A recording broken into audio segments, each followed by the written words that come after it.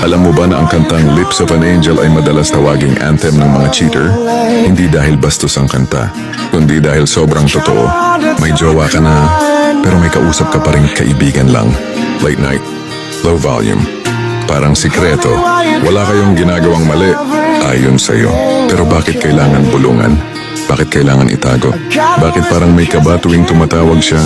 Yan ang tema ng kanta. Hindi lantaran ng panloloko, emosyonal, tahimik, paunti-unti. Hindi mo hinahawakan, hindi mo hinahalikan, pero binibigyan mo ng atensyon na dapat sa iba lang.